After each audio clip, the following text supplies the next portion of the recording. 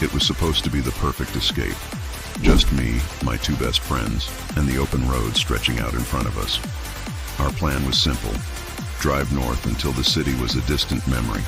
Find a spot to camp under a sky so thick with stars it felt like you could reach up and stir them, and just breathe. Breathe in air that didn't taste like exhaust and concrete. We were chasing a feeling more than a place. The feeling of freedom. And for a little while we found it. The air was crisp, smelling of pine and damp earth. The scenery outside our windows was a masterpiece of greens and browns.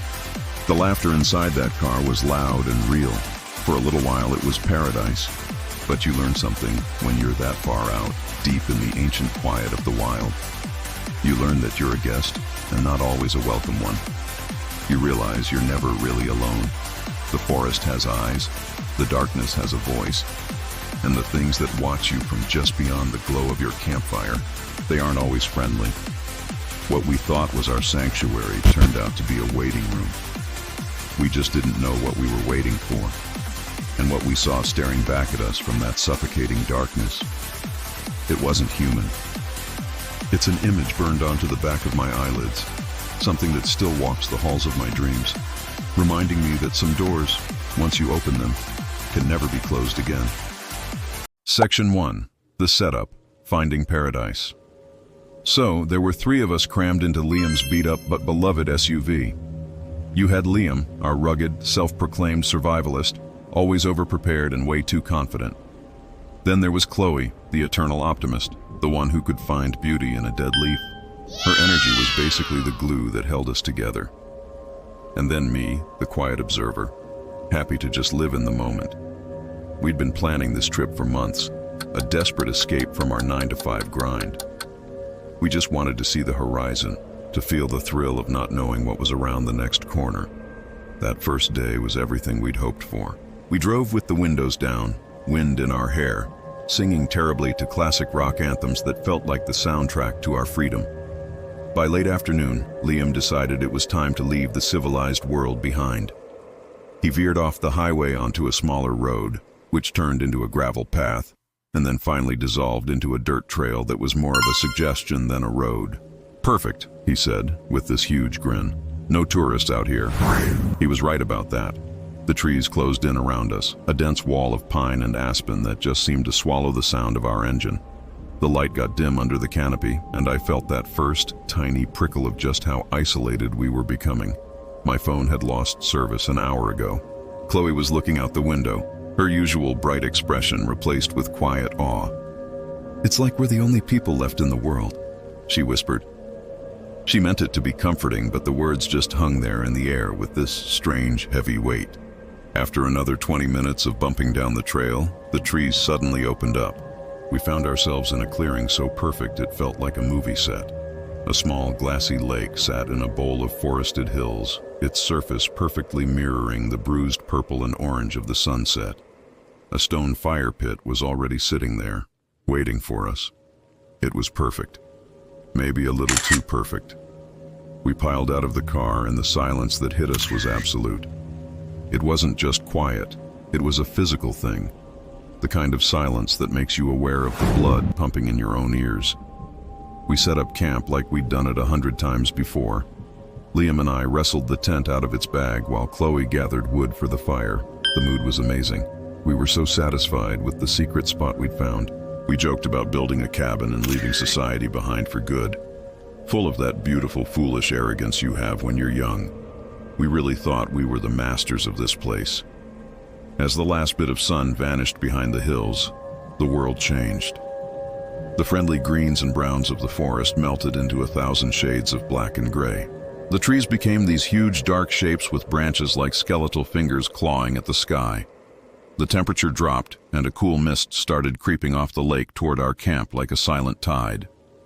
The silence got deeper, broken only by the sound of our own movements.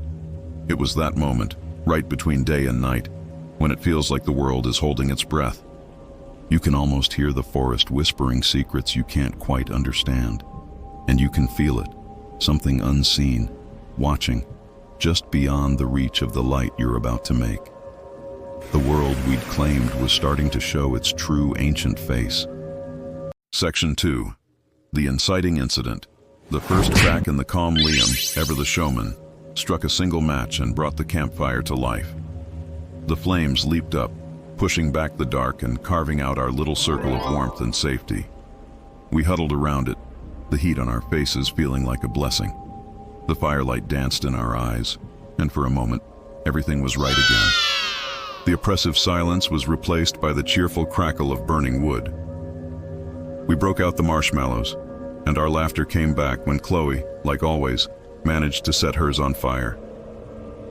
In that bubble of light, we felt safe. We thought that fire was a wall that would keep the night out. We were so wrong. We were in the middle of one of Liam's exaggerated fishing stories when we heard the first sound. It wasn't loud, just a subtle rustle from the wall of trees to our left.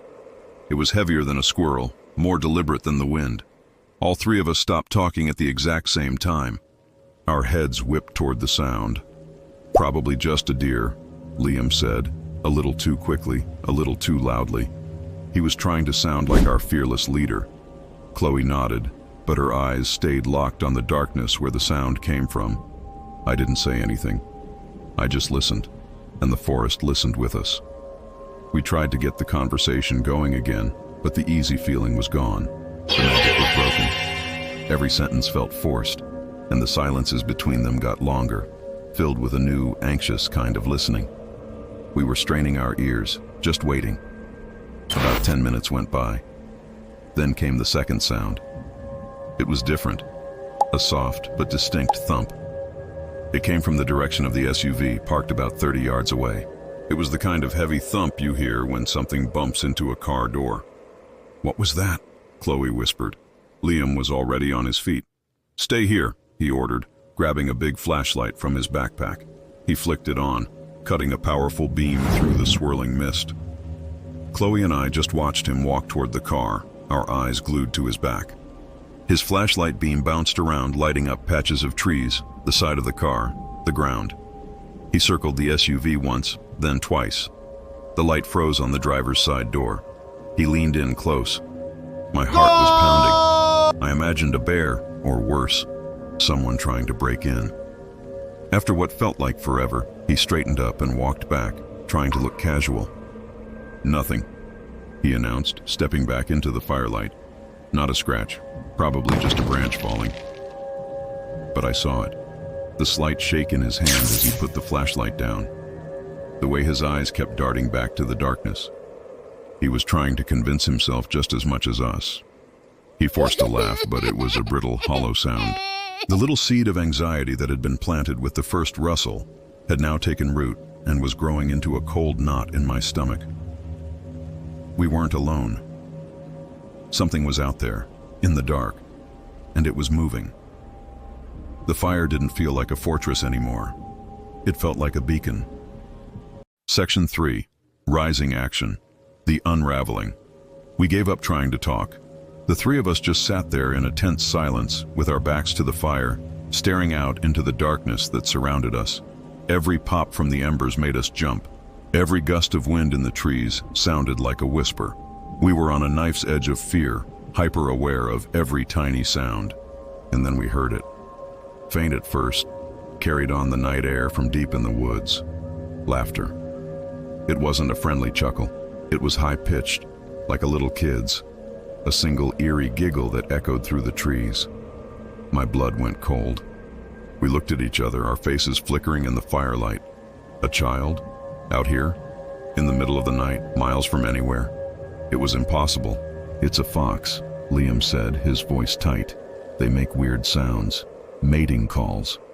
He was grasping for any rational explanation, anything to pull us back to reality. But the sound wasn't animalistic. It was chillingly human. A moment later, it came again. The same giggle, but closer this time. It sounded like it was just beyond the tree line, right at the edge of the firelight. It sounded playful, but in that place, in that isolation, it was the most terrifying sound I had ever heard. It felt wrong. It felt predatory. Then, a new sound joined in, a low, distant rumble, an engine. My first thought was relief. Someone else was out here. Park rangers, maybe. but the relief soured into a new kind of dread. The rumble got louder, and a pair of headlights swept across the tops of the trees on the far side of the clearing. They weren't on our trail.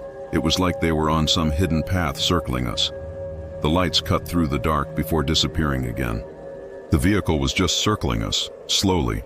It made one full pass, the engine noise rising and falling, the lights flashing through the trees like a searchlight. Then, the rumble faded into the distance, and the silence it left behind was even heavier than before. Who was that? Were they watching us? The idea of a human threat felt more concrete and, in some ways, even scarier. We were so vulnerable out here. The laughter was creepy, but this felt like an intelligent threat. It felt like we were being sized up.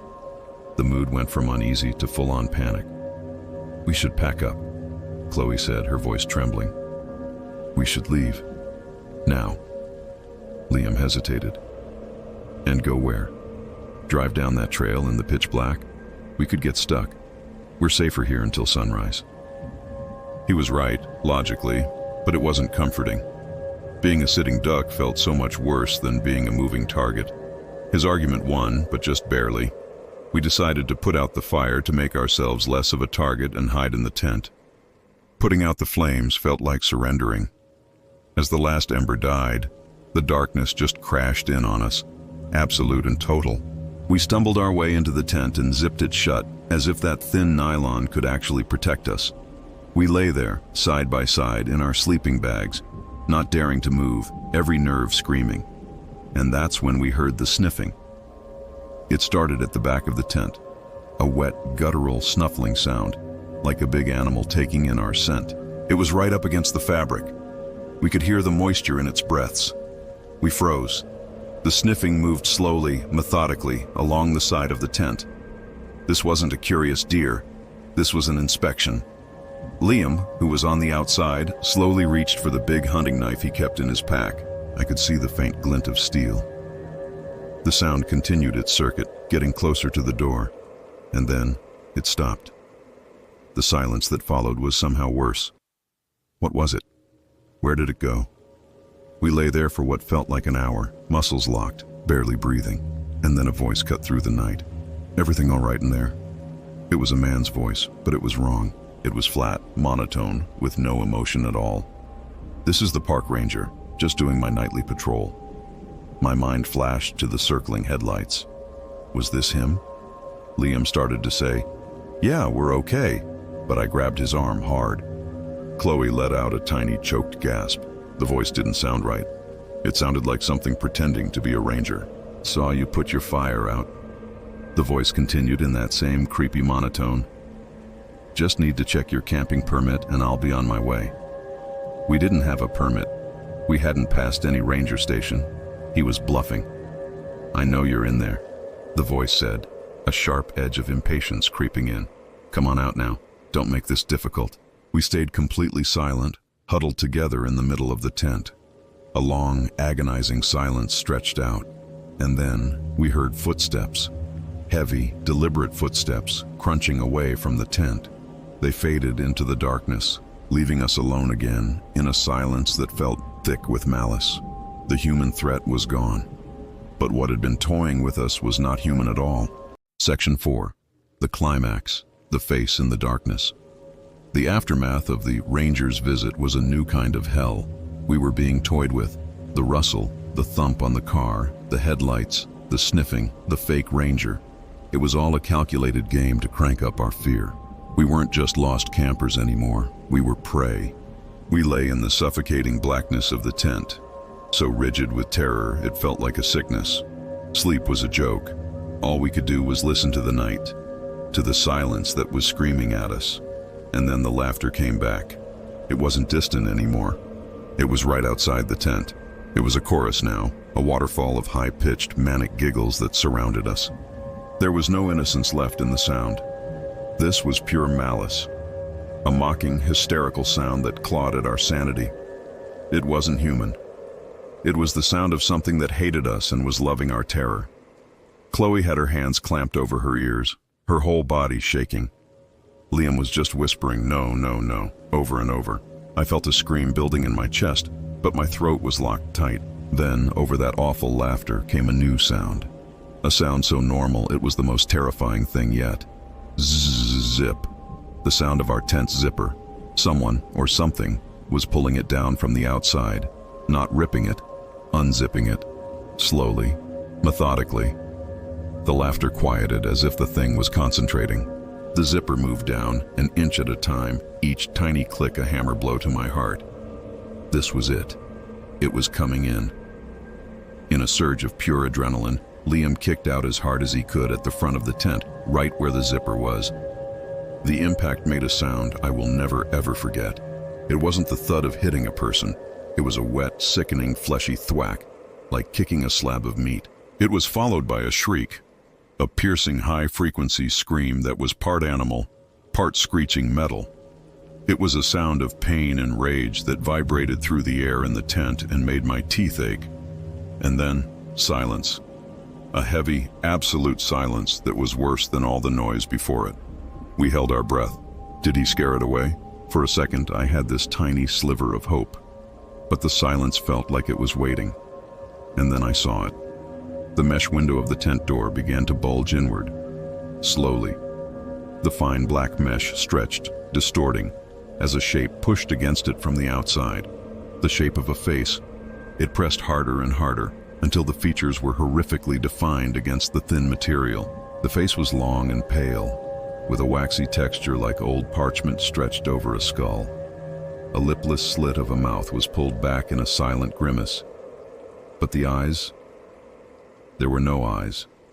Where eyes should have been, there were just smooth, sunken hollows of pale skin. Two blank sockets that were somehow more terrifying than any evil glare.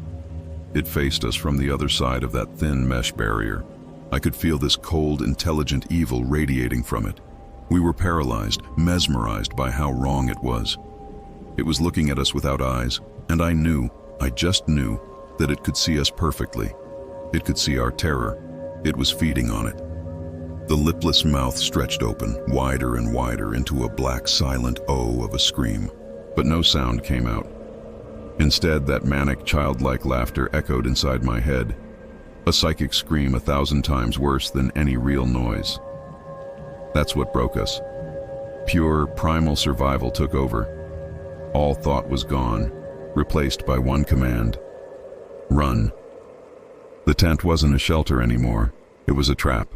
Liam, screaming this raw, guttural roar, threw himself at the back wall of the tent, slashing with his knife, tearing a hole in the fabric. Chloe and I were right behind him, clawing our way toward the jagged opening. The image of that eyeless face was burned into my retinas. We burst out of the back of the tent and into the cold night, and we just ran. Section 5. The Aftermath, the Escape, and the Haunting.